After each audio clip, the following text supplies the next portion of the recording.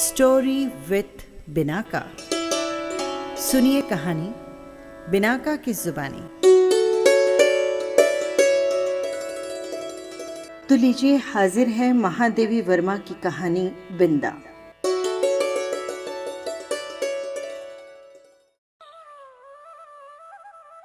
सबीत सी आंखों वाली उस दुर्बल, छोटी और अपने आप में ही सिमटी सी बालिका पर दृष्टि डालकर मैंने सामने वाले सज्जन को उनका भरा हुआ प्रवेश पत्र लौटाते हुए कहा, आपने आयु ठीक से नहीं भरी है, ठीक कर दीजिए, नहीं तो पीछे कठिनाई पड़ेगी।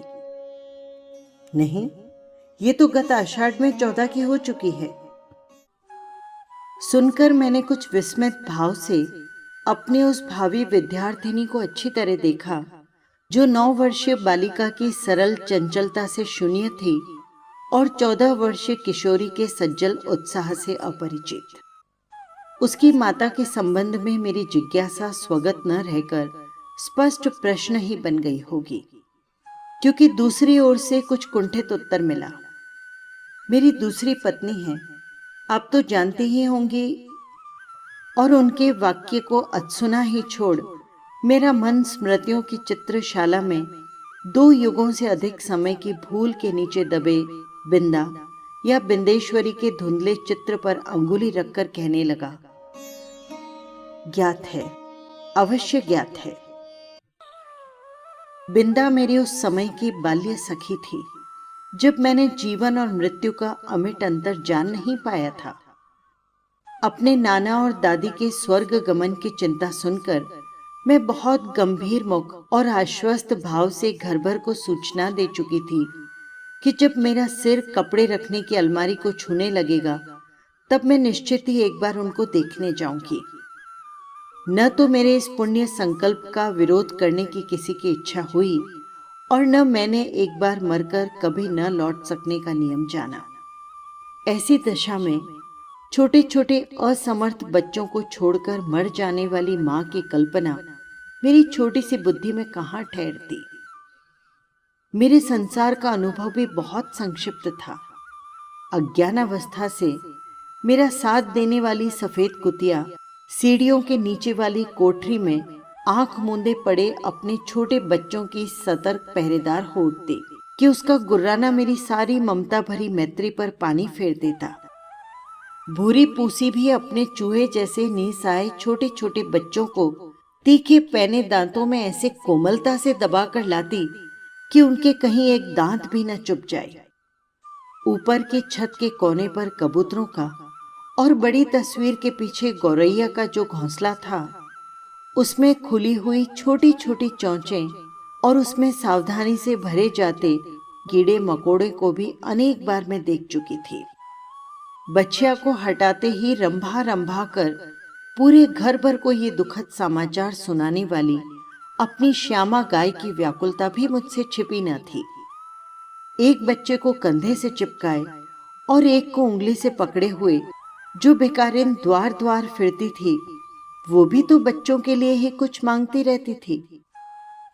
अतः मैंने निश्चित रूप से ये समझ लिया कि संसार का सारा कारोबार बच्चों को खिलाने पिलाने सुलाने आदि के लिए ही हो रहा है और इस महत्वपूर्ण कर्तव्य में भूल न होने देने का काम मां नामधारी जीवों को सौंपा गया है।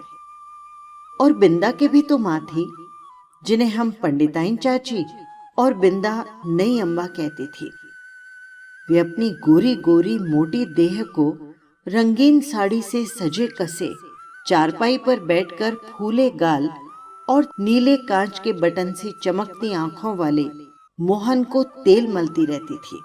उनकी विशेष कारीगरी से संवारी पाटियों के बीच लाल स्याही की मोटी लकीर सा सिंदूर, उनिंदी सी आंखों में काले डोरे के समान लगने वाला काजल, चमकीले कर्णफूल, गले की माला, नगदार रंग बिरंगी चूड़ियां और घुंघरूदार बिछुए मुझे बहुत भाते थे, क्योंकि ये सब अलंकार उन्हें गुड़िया की समानता देते थे।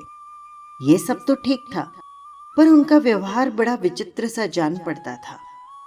सर्दी के दिनों में जब हमें धूप निकलने पर जगाया जाता था, गर्म पानी से हाथ मुंह धुलाकर मोजे जूते और ऊनी कपड़ों से सजाया जाता था और मना मना कर गुनगुना दूध पिलाया जाता था, तब पड़ोस के घर में पंडिताइन चाची का स्वर उच्च से उच्चतर होता रहता था।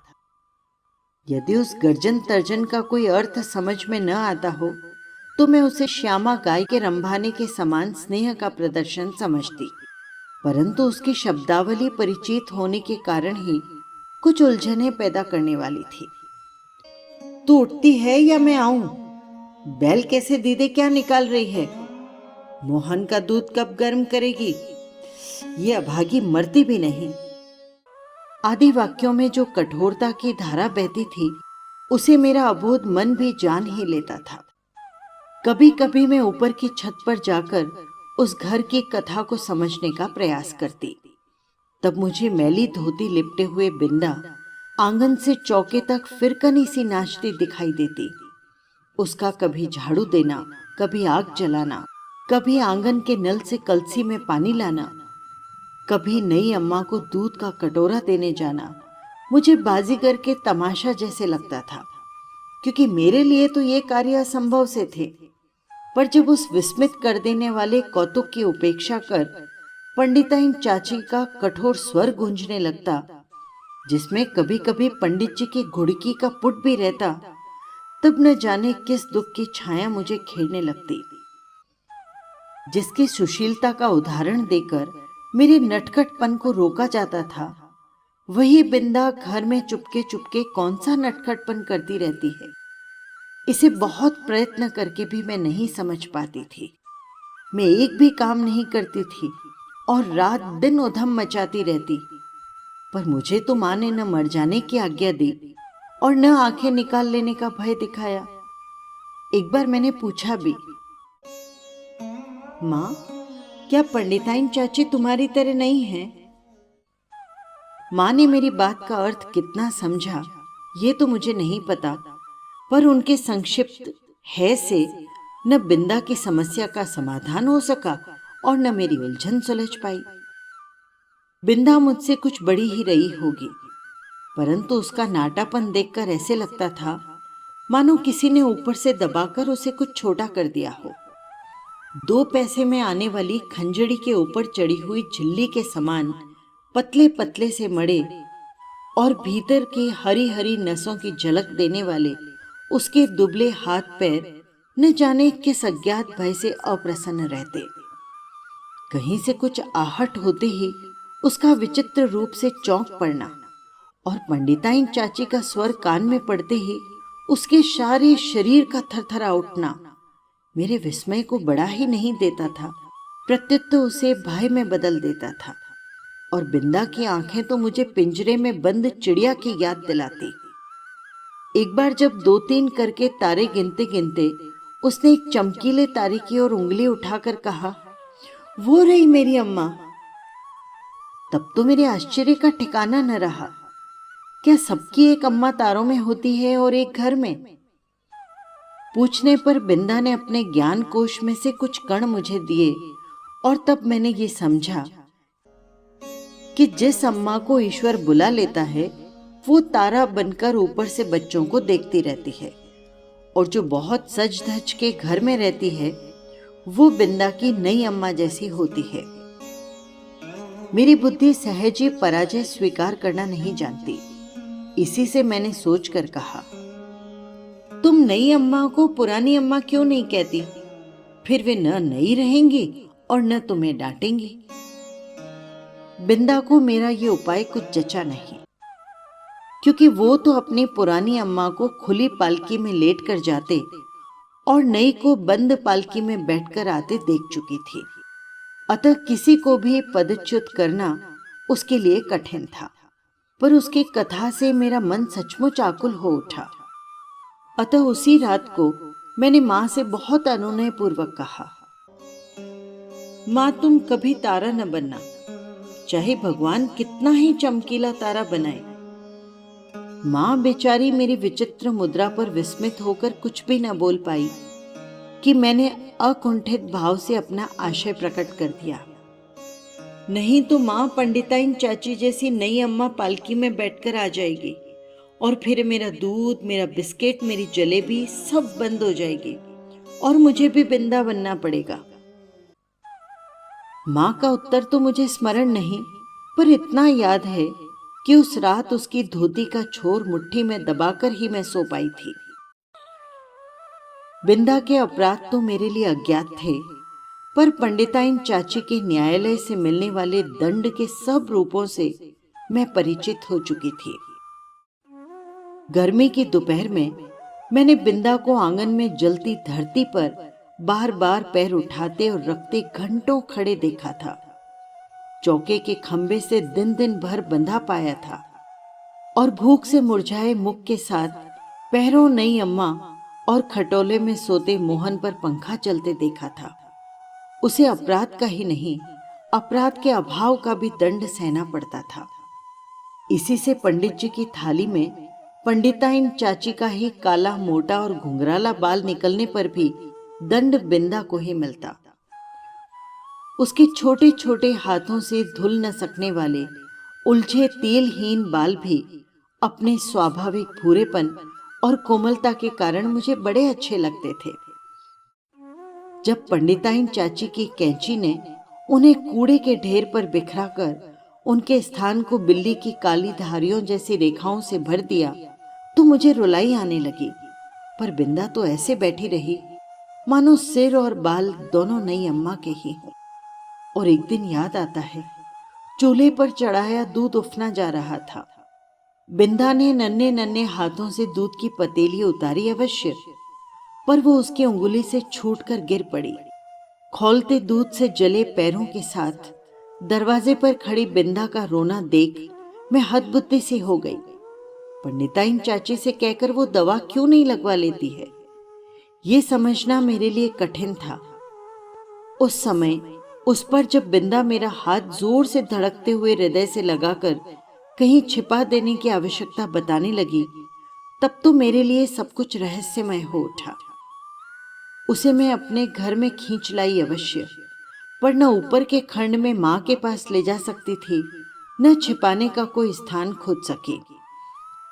इतने में दीवारें लांग कर आने वाले पंडिताइन के उग्र स्वर ने भय से हमारी दिशाएं रूंध दी। इसी से हड़बड़ाहट में हम दोनों उस कोठरी में जा घुसी जिसमें गाय के लिए घास भरी जाती थी। मुझे तो घास की पत्तियां भी चुभ रही थी। कोठरी का अंधकार भी कष्ट दे रहा था, पर बिंदा अपने जले पैरों को घास में छिपाए और दोनों ठंडे हाथों से मेरा हाथ दबाए ऐसे बैठी थी मानो घास का चुभता हुआ ढेर रेशमी बिछौना बन गया हो। मैं तो शायद सो गई थी, क्योंकि जब घास निकालने के लिए आया हुआ गोपी इस अभूतपूर्व दृश्य की घोषणा करने के लिए कोलाहल मचाने लगा, तब मैंने आंखें मलते हुए पूछा, क्या सवेरा हो गया है? माँ ने बिंदा के पैरों पर तिल का तेल और चूने का पानी लगाकर जब अपने विशेष संदेशवाहक के साथ उसे घर भिजवा दिया, तब उसकी क्या दशा हुई ये बताना कठिन है। पर इतना तो मैं जानती हूँ कि पंडिताइन चाची के न्याय विधान में न क्षमा का स्थान था, न अपील का अधिकार। फिर कुछ दिनों तक मैंने बिंदा को घर आंगन में काम करते नहीं देखा। उसके घर जाने से माँ ने मुझे रोक दिया था, पर वे प्रायः कुछ अंगूर और सेब लेकर वहां हो आती थी। बहुत खुशामद करने पर रुकिया ने बताया कि उस घर में महारानी आई हैं। क्या वे मुझसे नहीं मिल सकती? पूछने पर वो मुंह में कपड़ा ठूंसकर हंसी रोकने लगी। जब मेरे मन में कोई समाधान न हो सका तो मैं एक दिन दोपहर को सभी की आंख बचाकर बिंदा के घर पहुंची। नीचे के सुनसान खंड में बिंदा अकेली एक खाट पर पड़ी थी। आंखें गड्ढे में धंस गई थी।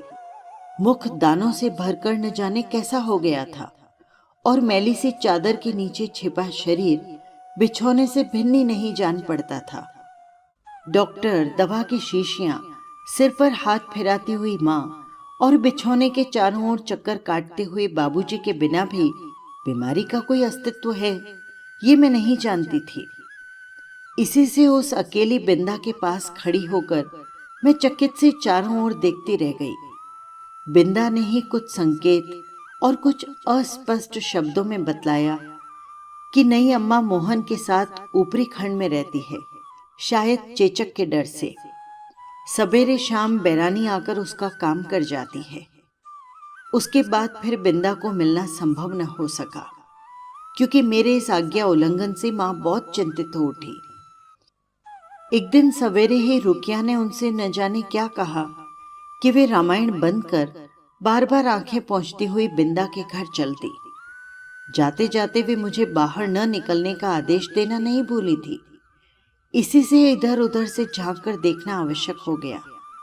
रुकिया मेरे लिए किसी त्रिकालदर्शी से कम न थी, परंतु वो विशेष अनुनय विनय के बिना कुछ बताती ही नहीं थी, और उससे अनुनय विनय करना मेरे आत्मसम्मान के विरुद्ध पड़ता था। अतः खिड़की से झांककर मैं बिंदा के दरवाजे पर जमा हुए आदमियों के अतिरिक्त और कुछ भी न देख सकी, और इस प्रकार की भीड़ से विवाह और बारात का जो संबंध है उसे मैं जानती थी। तब क्या उस घर में विवाह हो रहा है, और हो रहा है तो किसका? यदि प्रश्न मेरी बुद्धि की परीक्षा लेने लगे, पंडित जी का विवाह तो तब होगा जब दूसरी पंडिताइन चाची भी मरकर तारा बन जाएगी, और बैठ भी न सकने वाले मोहन का विवाह संभव नहीं। यही सोच विचार कर मैं इस परिणाम तक पहुंची कि बिंदा का विवाह हो रहा है, और उसने मुझे बुलाया तक नहीं। इस अपमान से आहत मेरा मन सब गुड़ियों को साक्षी बनाकर बिंदा को किसी भी शुभ कार्य में न बुलाने की प्रतिज्ञा करने लगा। कई दिन तक बिंदा के घर झांक झांक कर जब मैंने माँ से उसके ससुराल से लौटने के संबंध में प्रश्न किया, तब पता चला कि वो तो अपनी आकाशवासिनी अम्मा के पास चली गई है। उस दिन से मैं प्रायः चमकीले तारों के आसपास फैले छोटे तारों में बिंदा को ढूंढती रहती, पर इतनी दूर से पहचानना क्या संभव था? तब से कितना समय बीत चुका है, पर बिंदा और उसकी नई अम्मा की कहानी शेष नहीं हुई। कभी हो सकेगी या नहीं, इसे कौन बता सकता है। बस यही थी कहानी। आपको कैसी लगी कमेंट बॉक्स में ज़रूर लिखिएगा। और हाँ, यदि आपने चैनल को सब्सक्राइब नहीं किया है तो कर लीजिएगा। फिर मिलेंगे किसी नई कहानी के साथ। नमस्कार।